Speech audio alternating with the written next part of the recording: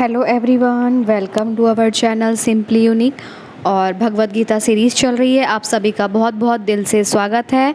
आप सभी I hope अच्छे होंगे और अच्छा कर रहे होंगे अपने जीवन में और खुश होंगे। सबसे पहले सबसे बड़ी बात है खुश रहना, शांत रहना अपने जीवन में। मानसिक शांति बहुत बड़ी बात है और मैं खुद फील करती हूँ कि मानसिक शांति से ज़्यादा सुख जीवन में और इससे बड़ा कोई सुख नहीं है। ठीक है, तो मानसिक शांति सुख के लिए हमें ना अपने माइंड पे लगातार वर्क करते रहना चाहिए।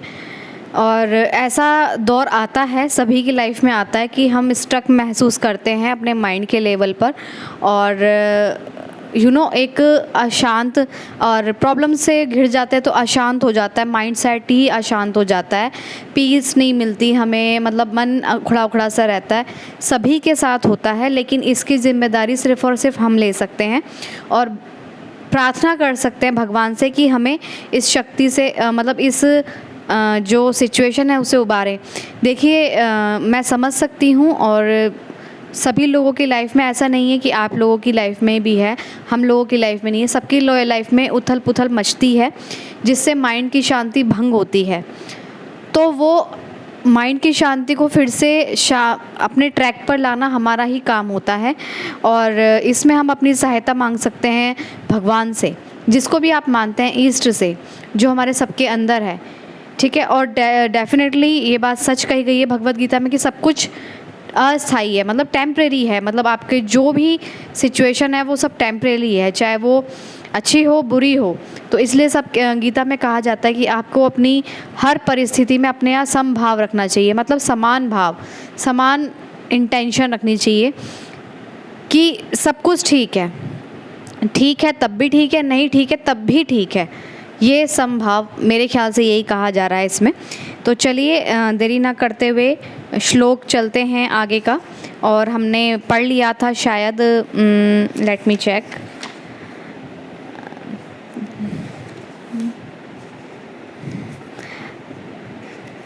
18वें पे आ गए हैं हम। 18वें पे आ गए हैं अध्याय 2 के। अंतवन्ते इमे देहा नित्य स्योक्ता शरीरिण अनाश्चिनो अप्रेम यस्य तस्माघु धयस्व भारत। देखिए, मैं श्लोक पढ़ती हूँ तो मैंने ना, मतलब मुझे अंदर से लगा कि मैं थोड़ा संस्कृत को प्रॉपरली नहीं प्रोनाउंस कर पाती या प्योरली नहीं उसे वर्णन कर पाती। तो फिर मुझे एक मेरे सामने वीडियो पॉपअप हुआ, ऐसी इंस्टाग्राम की वो रील थी। उन्होंने कहा कि भगवान ना आपका भाव देखते हैं। जब आप अपनी पूजा करते हैं, उसमें कोई मंत्र उच्चारण आपका गलत हो गया या फिर आपका कुछ ऐसा हो गया, जैसे कुछ विधि छूट गई, कुछ मिस हो गया, या कुछ सामग्री लानी थी वो मिस हो गई, तो वो भगवान नहीं देखते कि आप क्या चढ़ा रहे हो, कैसे चढ़ा रहे हो।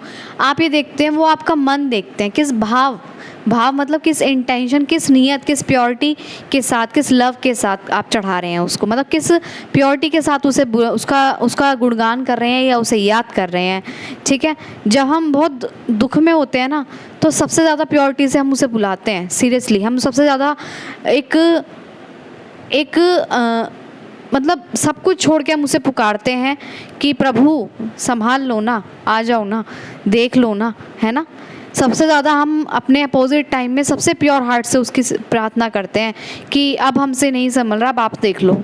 ठीक है, और वो आता भी है। अविनाशी अप्रेमय तथा शाश्वता जीव के भौतिक शरीर का, अविनाशी तथा अप्रेमय तथा शाश्वत जीव के भौतिक शरीर का अंत अवश्य भावी है। अतः हे भारतवंशी, युद्ध करो। भौतिक शरीर स्वभाव से नाशवान है।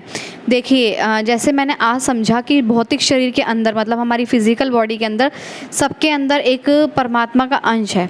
तो उसे अपने सबके अंदर अपना अंश है, परमात्मा अंश है। उसे अपने शरीर को कैसे चलाना है, उस अंश को अपने शरीर को कैसे रखना है, वो सब गाइडेंस उस शरीर को मिलती है। ठीक है, उसको कैसे चलना है, उसका ख्याल रखने वाला, उसका ध्यान रखने वाला, समस्त शरीर का ध्यान रखने वाला परमात्मा है। तो हमें अर्जुन को ये सिखाया जाता है, हमें उसके अर्जुन के द्वारा सिखाया जा रहा है कि हमें शोक करने की या चिंता करने की ज़रूरत नहीं है, क्योंकि उन सबके अंदर भगवान बैठे हैं। सबकी देख रेख करने वाले हम कौन होते हैं? वो ईश्वर है, ठीक है।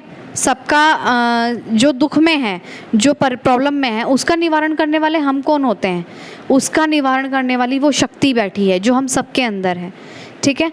तो हमेशा किसी को भी आप देखें, अपने आप को देखें तो अच्छा देखें कि वो है ना, विश्वास करें कि वो है, और वो जब वो है तो अपने आप हमारे अंदर है, तो वो हमारे अंदर से आके, मतलब हमारे अंदर होते हुए भी अपना अहित कैसे कर सकता है? वो तो बस खेलता है, वो अपना अहित कैसे कर सकता है? उसका नेचर ही नहीं है अहित करने का। वो बस हमें कुछ देर के लिए खेलता है, हमें डगमगाता है, हमारी बुद्धि को डगमगाता है। फिर बुद्धि भी तो उसी की है, वो तो अपने आप से ही अपने आप को खेल रहा है। तो हम क्यों विचलित हों, हम क्यों परेशान हों, हम क्यों दुखी हों? तो देख लें, जैसा वो करना चाहता है देख लें एक बार, उसका किया अगर हमें उससे शांत बैठें, जैसे वो करना चाहता है करने दें उसे, ठीक है। अपनी बुद्धि में किंतु परंतु करके उसे बीच में ना घुसाएं। भौतिक शरीर स्वभाव से नाशवान है, ये तत्क्षण नष्ट हो सकता है और 100 वर्ष बाद भी, मतलब ये अभी भी नष्ट हो सकता है, इंस्टेंट, बिल्कुल पलक झपकते ही। और किसी किसी की उम्र आप देखते हैं 100 वर्ष से ऊपर भी हो जाती है, तब तक नष्ट नहीं होता। कहते हैं ना कि मतलब अरे एकदम कैसे, एकदम ये तो इतने साल के हो गए, कितना अच्छा है, ऐसे बोलते हैं ना। यह केवल समय की बात है, इसे अनंत काल तक बनाए रखने की कोई संभावना नहीं है। आप सोचते हैं हम अमर हुए हैं और हम यहाँ अमर होने आए हैं, तभी तो कहते हैं कि आप यहाँ अमर थोड़ी हैं। क्यों अपने दिल पे सब चीज़ों का बोझ लगा के बैठना है? क्यों में मन में भर के बैठना है? मन भर के मत बैठिए, मन भर के मत बैठिए, मन भर के जिए।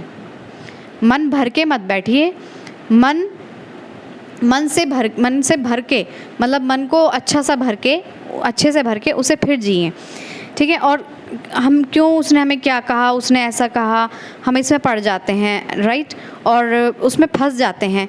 तो आए कितने दिन के लिए हैं जो हम इन सबको तवज्जो दें, मतलब इम्पोर्टेंस दें और इन सब में अपना टाइम वेस्ट करें, ठीक है।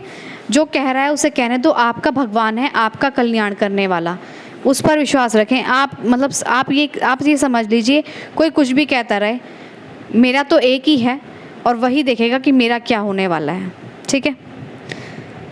किंतु आत्मा इतनी सूक्ष्म है कि इसे शत्रु देख भी नहीं सकता, मारना तो दूर रहा। जैसा कि पिछले श्लोक में कहा गया है, देखिए जो हम एक्चुअल में है ना, वो हम आत्मा है, वो शाश्वत है, सदैव के लिए है, वो ना मरती है ना पैदा होती है।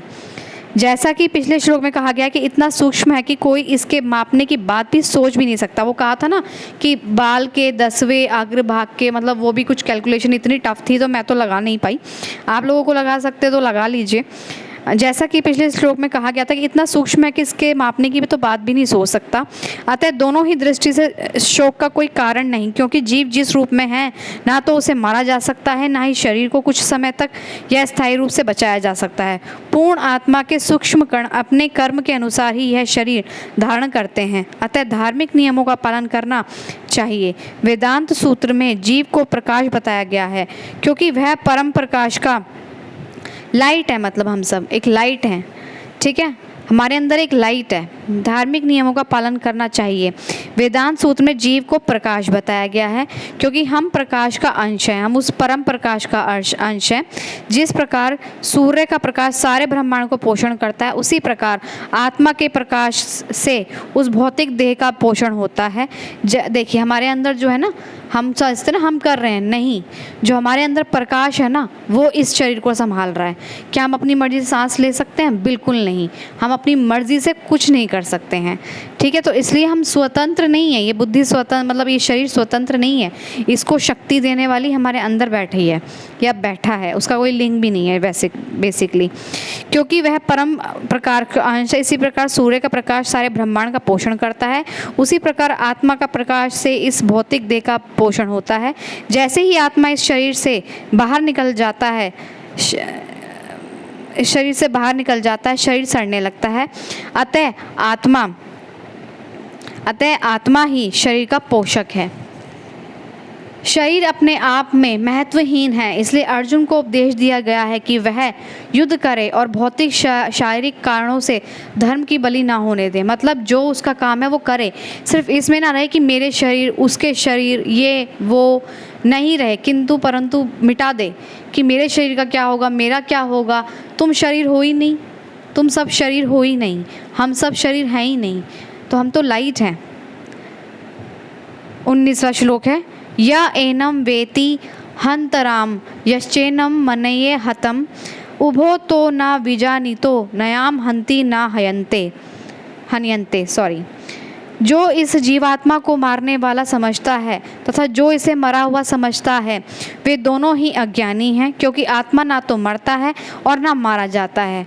जब देहधारी जीव, हम यहाँ मतलब जो आत्मा है हमारी, जो लाइट है हमारे अंदर, हम कुछ टाइम के लिए उसके कहे अनुसार किसी उद्देश्य से यहाँ आए हैं, उस उद्देश्य का, उस रोल को पूरा करके, उस उद्देश्य को पूरा करके हमें उसके कहे अनुसार निकल जाना है। जब तक वो उद्देश्य पूरा नहीं होता वो हमें लेता भी नहीं है, ठीक है। हाँ, खेलता ज़रूर है पर लेता नहीं है, तड़पाता, मतलब ऐसे है ना, विचलित कर देता है। हमारा मन है ना, वो हमें सिखाने वैसे भी विचलित नहीं करता, वो हमें जो भी हमारे अंदर जो एक्चुअल पोटेंशियल होती है ना, उसे निकालने के लिए आता है। वो देखता है कि इसकी बुद्धि में कितनी सामर्थ्य है, और अपने आप से ही अपने आप को वो करता है कि मतलब कैसे, आई डोंट नो मैं डिफ़ाइन करूं, बट बहुत डीप कन्वर्सेशन है ये, अपना डीप टॉपिक है कि कैसे भगवान दुख दे सकता है। दुख तो देता ही नहीं, उसके कहते हैं ना, डिक्शनरी में दुख देना है ही नहीं। वो तो हमारी बुद्धि जो इस समाज में हमने जैसी कंडीशनिंग कर दी उस अकॉर्डिंग चलते हैं, तो हमें दुख होता है जब हमारे अकॉर्डिंग, वो सामाजिक बुद्धि के अकॉर्डिंग कुछ नहीं हो रहा होता, ठीक है। जो इस जीवात्मा को मारने की तात्पर्य है, जब देहधारी जीव को किसी घातक हथियार से आघात पहुंचाया जाता है तो यह समझ लेना चाहिए कि शरीर के भीतर का जीवात्मा मरा नहीं। आत्मा इतना सूक्ष्म है कि इसे किसी तरह के भौतिक हथियार से मार पाना असंभव है। जैसा कि अगले श्लोकों में स्पष्ट हो जाएगा, ना ही जीवात्मा अपने आध्यात्मिक स्वरूप के कारण वध्य है जिसे मारा जाता है, और या जिसे मरा हुआ समझा जाता है। यह केवल शरीर होता है, किंतु वो शरीर को अपने आप को मान के तभी तो डर रहा था अर्जुन कि ये सब शरीर है, मैं शरीर हूँ, हमारे साथ क्या होगा, मेरे साथ क्या होगा, और मैं इनको मार दूंगा तब मेरे साथ क्या होगा, और इन सब का क्या होगा, और मैं इन्हें मार दूंगा। तो जिसे मारा जाता है या जिसे मरा हुआ समझा जाता है वह तो केवल शरीर होता है, किंतु इसका तात्पर्य शरीर के वध को प्रोत्साहित करना नहीं है। इसका मतलब ये नहीं है कि आप किसी को भी जीव को मारने चलते हैं, ठीक है। वैदिक आदेश है माँ हिंस्यात सर्वभूतानि, किसी भी जीव की हिंसा ना करो, ना ही जीवात्मा अवध्य है का अर्थ यह है कि पशु हिंसा को प्रोत्साहन दिया जाए। किसी भी जीव के शरीर की अनधिकार हत्या करना निग्न है और राज्य तथा भगवत विधान के द्वारा दंडनीय है, किंतु अर्जुन को तो धर्म के नियम अनुसार मारने के लिए नियुक्त किया जा रहा है। मतलब उसे तो अपना काम दिया जा रहा है, और वो भी धर्म के अनुसार, जैसा भगवान कहना चाह रहे हैं, भगवान के आदेशानुसार चलना है उसे। तो जैसे भगवान बनाता है उसे तो आग बूंद के बस वैसे ही चलना है, लेकिन उसे बुद्धि जो सामाजिक बुद्धि बन जाती है वैसे उसमें वो फिक्स हो गई है, किसी पागलपनवश नहीं। 20वां श्लोक है ना, अभी 20वां श्लोक बहुत लंबा है तो मैं यहीं तक समाप्त करूंगी 19वें श्लोक तक। I hope you all are like it. Thank you so much. Happy रहिए, खुश रहिए। Thank you so much.